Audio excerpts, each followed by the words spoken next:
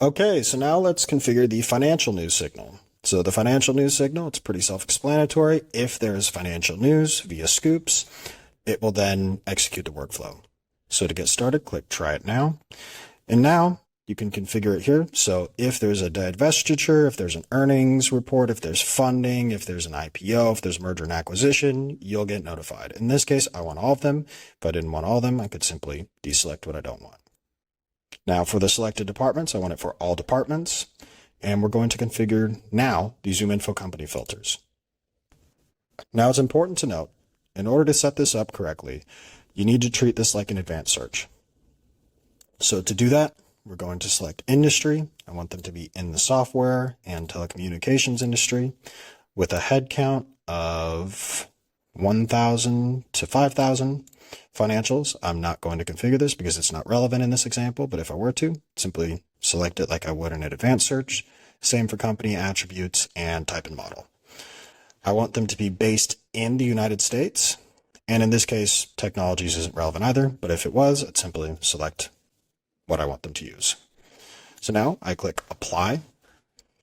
And now once that is set up, once it gets triggered, then under action, it's going to export 20 to 50 contacts. In this case, I'm going to do 5 just so I do not use up all my bulk credits. It's very easy to use all your bulk credits if you don't set this up correctly.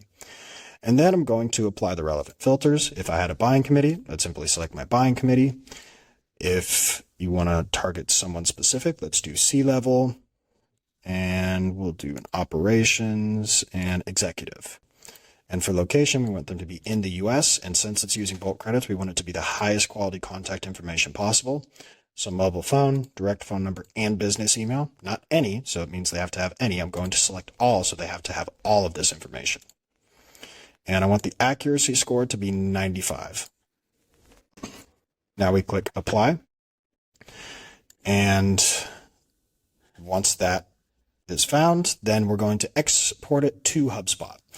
So now we simply select the user you want to assign it to. In this case, I want to assign it to myself. If you have multiple reps in multiple different target markets, you simply select the relevant rep. So yet again, it's important to note. So if you do not configure this correctly, you're going to use all your bulk credits very quickly. So in this case, I want to do 25 companies per day at the most. And you can adjust this so it's daily or weekly. In this case, I'm going to run daily, and then it's set up. So we simply turn on the workflow and it's live. So when we click close, it's going to bring you to this screen right here. This will have all the relevant data that has exported from this workflow. Now, since we just set it up, there's no data. Let me show you an example of what it looks like when it is set up and it does run data. So here we can see 7.44 thousand bulk credits tasks were completed, and that was in 1 day.